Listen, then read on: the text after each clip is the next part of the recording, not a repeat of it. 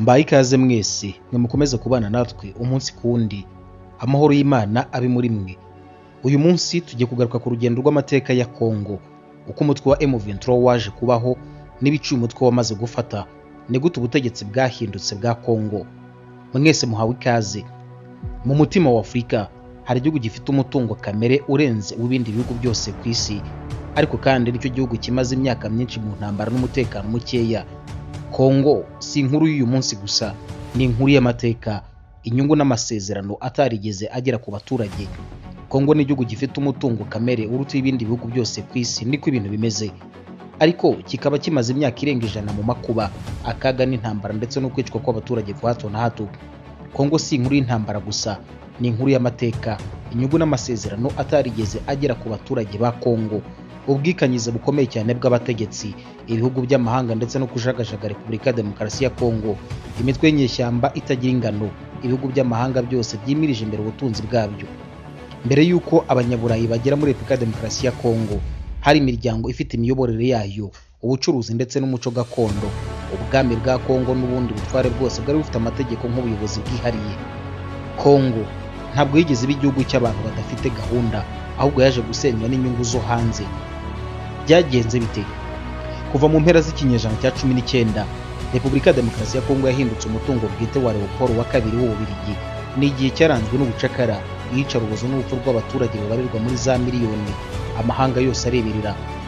Ubukoroni bwubatse Kongo nk'avanwe umutungo, isi nk'igihugu cyubakwa.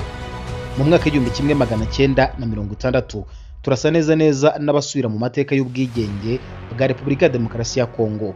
Patrice Lumumba, izina rizwi cyane mu mateka ya Kongo no ku mugabane wa Afurika, ariko na cyane mu karere k'ibiyaga bigari, yabaye minisitiri w'intebe wa mbere wa Kongo.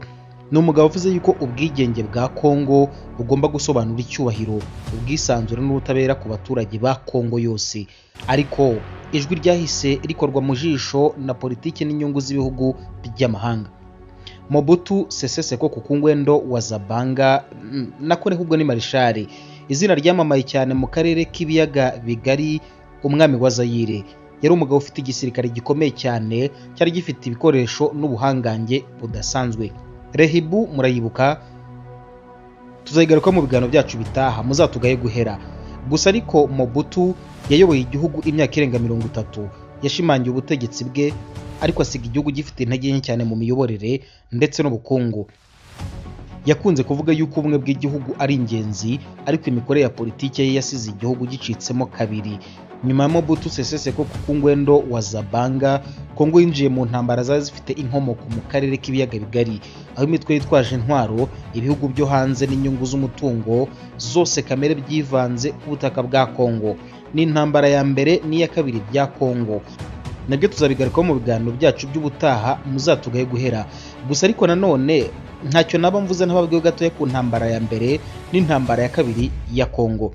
Intambara ya mbere ya Kongo yabaye hagati y'umwaka w'1997 n'1999, yiswe intambara y'abacengezi. Rwari urugamba rukomeye cyane rwahuriyemo ingabo z'u Rwanda n'ingabo za Uganda. Hari mu mugambi wo kurandura burundu umutwe wa FDLR wari ugizwe n'abahoze ari ingabo z'u Rwanda zatsinzwe ex-FAR. Uburasirazuba bwa Kongo icyo gihe buba igicumbi cy'izo ntambara n'igicumbi cy'imitwe yitwara gisirikare, cyane cyane umutwe wa FDLR. Ntabwo byatinze habaye intambara ya kabiri ya Kongo, yasize nabwo Repubulika ya Demokarasi ya Kongo ibonye ubuyobozi bushya bwa Joseph Kabila nyuma yo gukuraho Laurent Désiré Kabila. M23 ni umutwe wavutse uvuga yuko ushingiye ku masezerano ya M23 cyangwa se ya M23 cyangwa tariki 23 atarubahirijwe mu mwaka w'2009. Wabifata uko ubyumva cyangwa se wabivuga uko ukwiye kubivuga, nta kibazo na kimwe kirimo.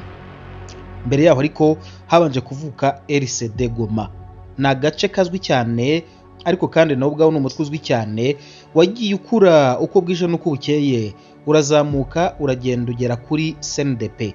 Abari barimo bose bavuga yuko barwanira uburenganzira bwabo, abandi bakawufata nk'umutwe ufite inyungu yo hanze yawo.